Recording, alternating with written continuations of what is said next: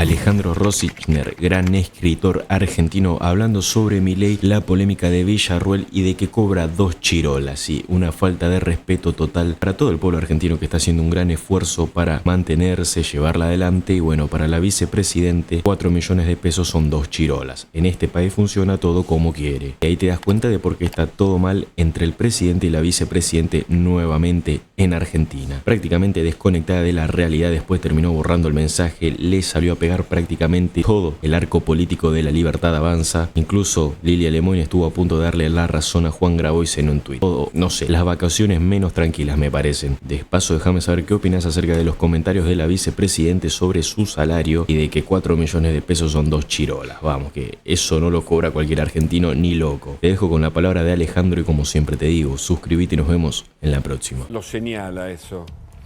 Me parece que el señalamiento de Milei es correcto. No entiendo que ella haya hecho una declaración tan fuera de lugar, como si no supiera la realidad económica de la mayor parte de los argentinos. No cae bien.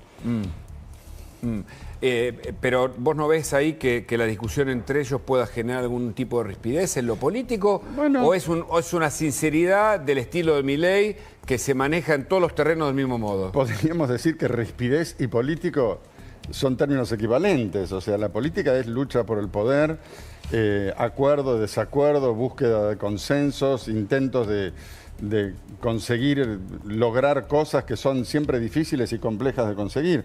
Yo no creo que haya que adoptar ese tono siempre un poco catastrófico de ¡ay, se están peleando! ¡No, está todo mal! Como si hubiera un gobierno posible en donde estas cosas no sucedieran. Ajá. Dicho esto, este gobierno tiene muy poca no tiene interna, te diría. Tal vez el caso con Villarruel podría ser mencionado en ese sentido, pero es un gobierno que no tiene roces entre sus ministros, completamente ordenado, feliz de hacer su trabajo. Ok. Es bastante extraño eso. Federico, ¿qué pensás? Buenas noches. ¿Qué tal? Buenas noches. No, a ver, me da la impresión de que como termina el año político, en donde La Libertad Avanza se termina consolidando como la única novedad del sistema, de alguna manera es el contexto en el cual se explica esta fisura en el liderazgo, porque son dos dirigentes, digamos, que han estado siempre en la cúspide de las mediciones a lo largo de todo el año, digamos, los dos miden muy bien. Y entonces me parece que de alguna manera eso es lo que está en el trasfondo de la explicación de por qué Milei de alguna manera entiende que Villarruel puede constituir alguna forma digamos, entre comillas, amenaza, dada, digamos, el juego propio que ven Villarruel, y digamos, y que es una dirigente que tanto como Milei han estado muy, pero muy bien a lo largo de todo el año. Yo no hablaría de fisura en el liderazgo. Me parece que el liderazgo está claramente ubicado en el presidente y en su equipo. Y creo que estas son las cosas que tienen que ver con la conformación de un equipo grande.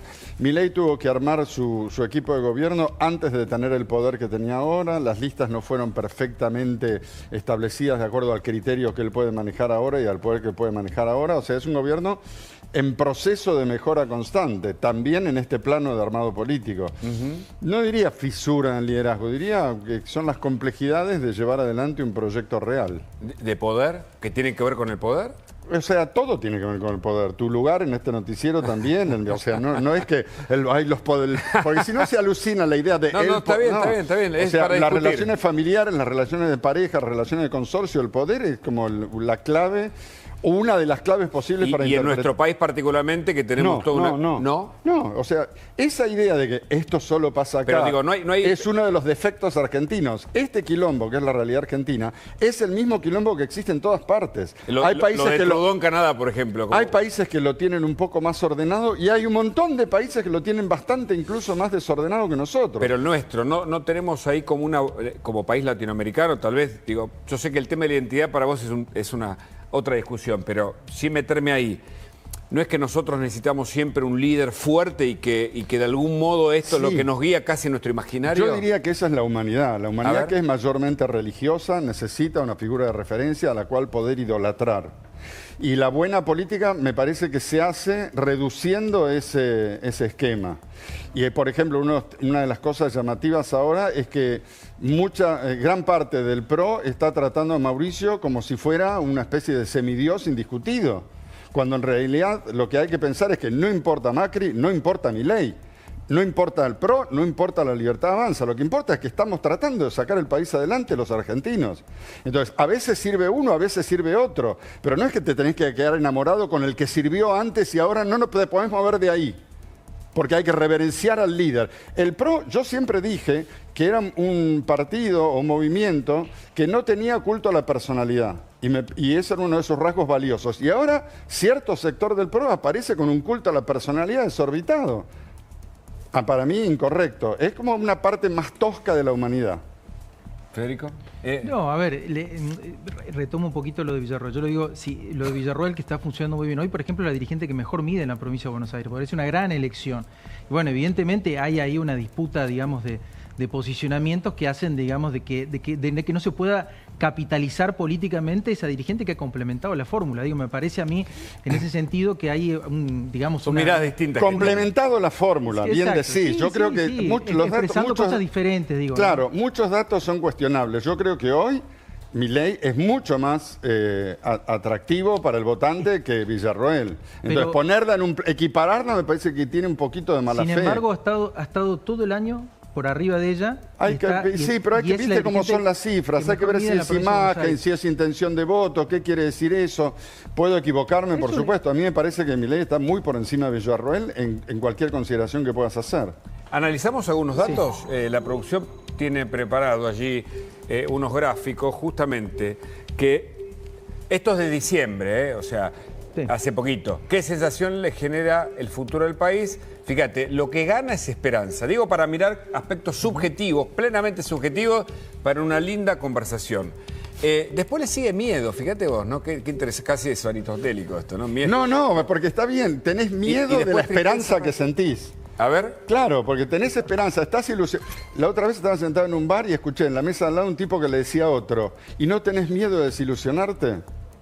Es algo, no sabemos si está hablando de amor o de política, pero me parece que son mismos ingredientes de una experiencia. Claro. O sea, son ingredientes casi de una misma experiencia. Casi nos metemos en psicoanálisis, el placer y el goce, que ¿no? Si vamos a pensar la realidad hay que pensarla con sutileza, no digamos psicoanálisis, pero aspectos psicológicos me parece que tienen que estar incluidos. ¿Qué hay ahí, no? Vos decís que el miedo está vinculado se me ocurrió recién cuando lo vi. Está bien, interesante. ¿Qué decís?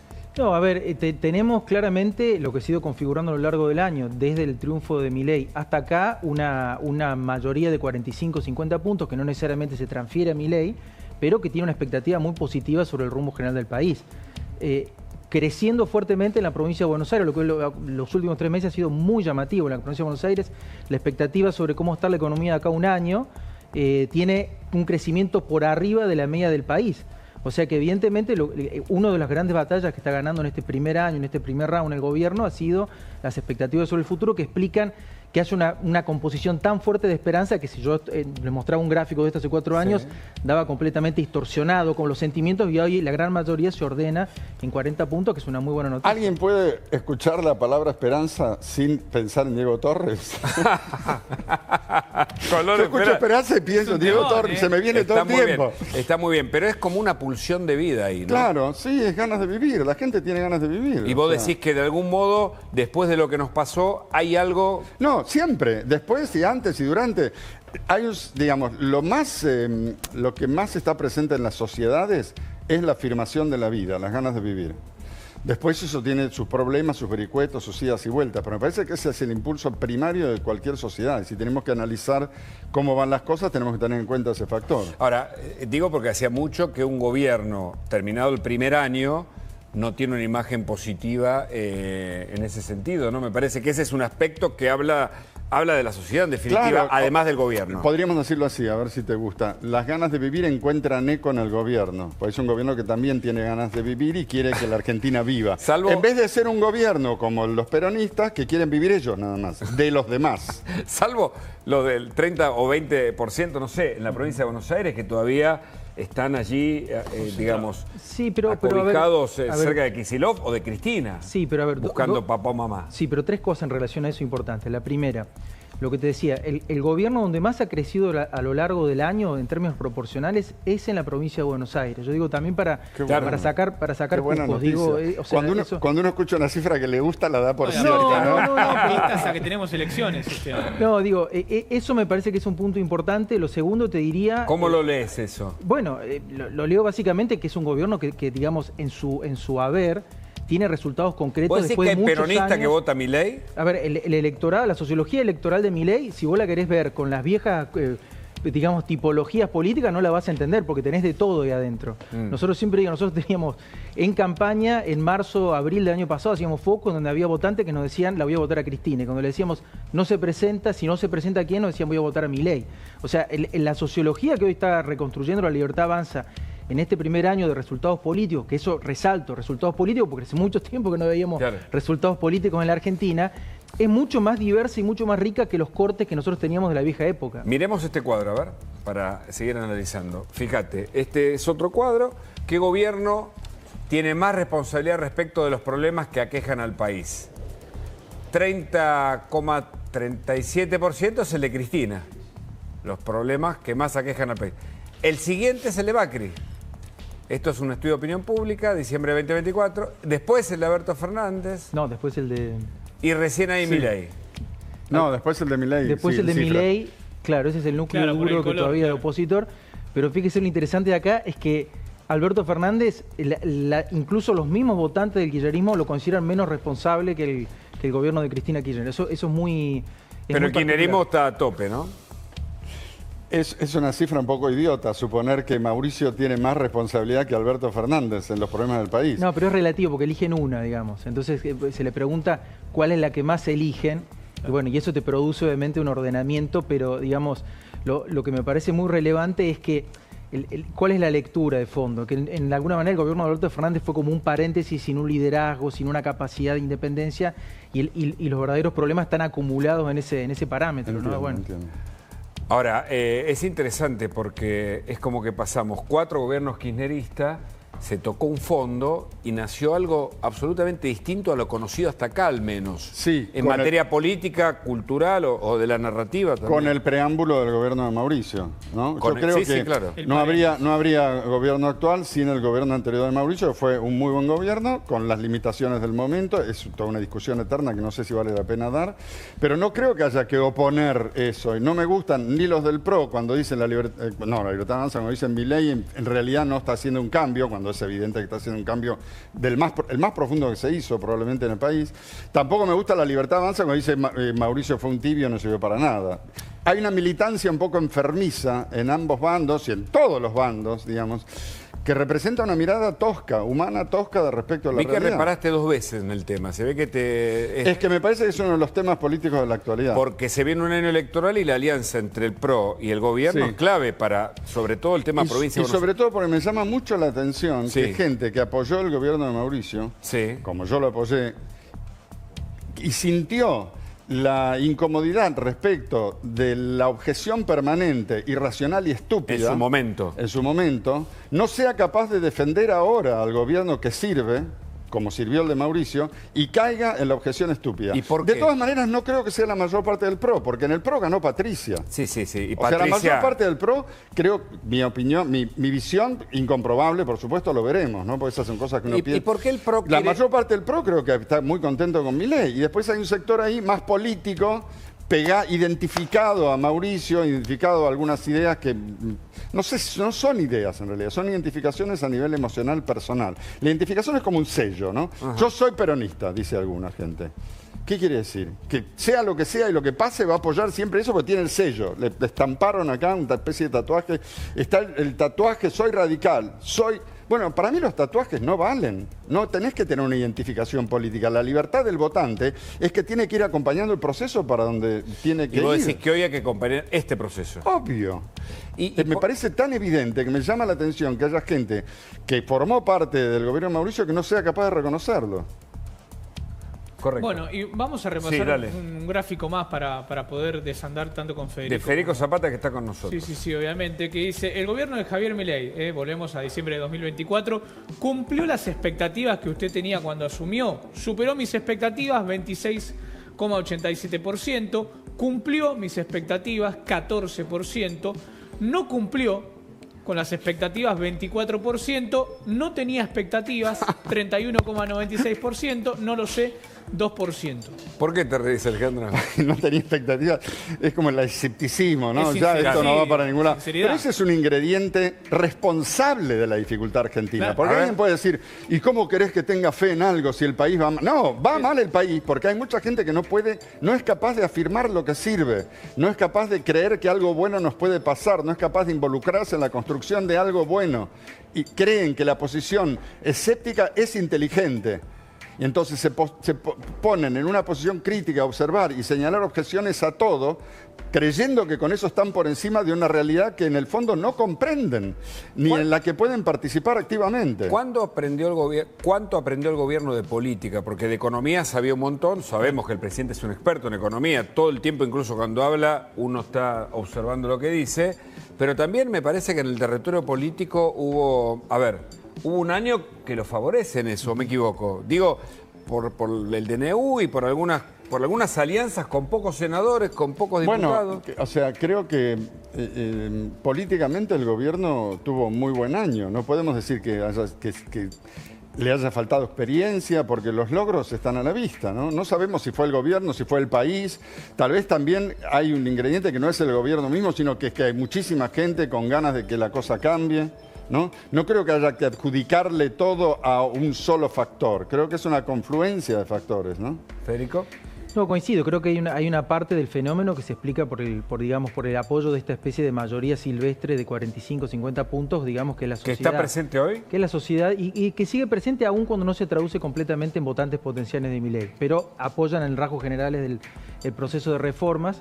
Y después creo que también con el diario del lunes, después de haber transcurrido un año, hace un año atrás especulaba, bueno, una cabeza sin cuerpo, ¿dónde se va a localizar? Pensábamos en el caso de Trump con los republicanos, pero también ha habido aciertos del gobierno desde el punto de vista movida arriesgada, pero en diálogo con la experiencia de Alberto Fernández, digamos, la afirmación del liderazgo de Milei, digamos, me parece que la sociedad demandaba un liderazgo. Es decir, bueno, a ver dónde hay un liderazgo, y creo que eso él lo entendió, lo leyó muy bien, digamos, él y su grupo de asesores, y creo que efectivamente eso es un gran acierto, y sobre todo porque cuando termina la película del año con una baja de inflación, Milei un poco se para ante la sociedad y dice, bueno, la inflación la hice yo a pesar de que no tuve todo el apoyo del sistema político, ¿no? Entonces ahí creo que termina, es un gran acierto de lectura, que probablemente nosotros en diciembre del año pasado lo hubiésemos criticado, pero me parece que con el diario del lunes le termina saliendo bien, y es lo que explica que termina el año consolidándose la Libertad Avanza como la primer minoría del sistema político y Milei consolidando su liderazgo, ¿no? Ese sector del 20, 30, depende del porcentaje, dependiendo del lugar,